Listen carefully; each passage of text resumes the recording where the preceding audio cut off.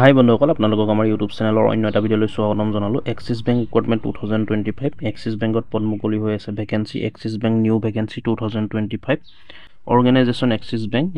কি পোষ্ট মুকলি হৈ আছে চাওক। Post name assistant admin executive, executive assistant, banking relationship officer, relationship manager, circle head, admin executive, business analyst executive, এছ desk manager, clerk আৰু ড্ৰাইভাৰৰ পোষ্ট মুকলি হৈ আছে। Total post মাল্টিপলছ।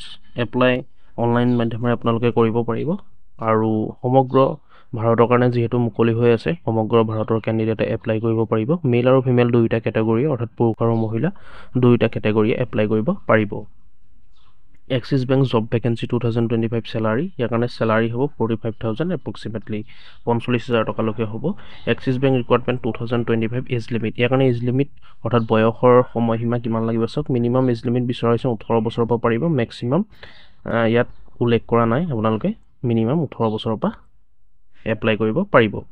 এপ্লিকেশ্যন ফিজ ইয়াৰ কাৰণে প্ৰয়োজন নাই, এপ্লিকেশ্যন ফিজ নালাগে। চিলেকশ্যন প্ৰচেছ কেনেকুৱা ধৰণৰ হ'ব চাওক। চিলেকশ্যন প্ৰচেছৰ কাৰণে কোনো এক্সাম নহয়, কোনো এক্সামিনেশ্যন অনুষ্ঠিত নহয় বা কোনো ৰিটাৰ্ণ অনুষ্ঠিত নহয়, ডাইৰেক্ট চিলেকশ্যন কৰা হ'ব। এটা ইণ্টাৰভিউ বেচিছত হ'ব, মানে এটা ভাইবা টেষ্টৰ জৰিয়তে চিলেকশ্যন কৰা হ'ব। ইয়াৰ কাৰণে কোনো ৰিটাৰ্ণ এক্সাম অনুষ্ঠিত নহয়।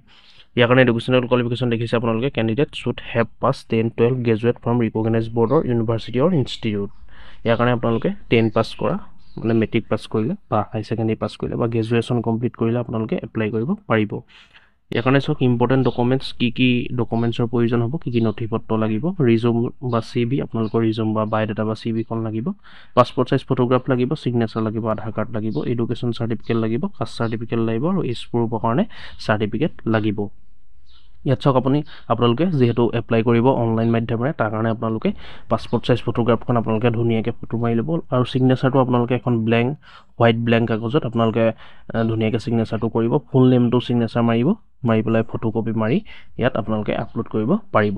ইয়াৰ কাৰণে আপোনালোকে যদি ৰিচাইজ কৰিবলগীয়া হয়, চাইজবোৰ যদি KB বহুত হৈ যায় বা MB বহুত হৈ যায়, তাৰ কাৰণে আপোনালোকে ৰিচাইজ কৰিব। অলৰেডি ভিডিঅ' দিয়া আছে, আপোনালোকে কেনেকৈ ৰিচাইজ কৰিব, তাত আপোনালোকে গৈ ভিডিঅ'টো চাই ৰিচাইজ কৰিব পাৰিব। ইয়াৰ কাৰণে এপ্লাই কৰিবলৈ হ'লে মই যিহেতু কৈছোঁ অনলাইন মাধ্যমেৰে আপোনালোকে এপ্লাই কৰিব পাৰিব।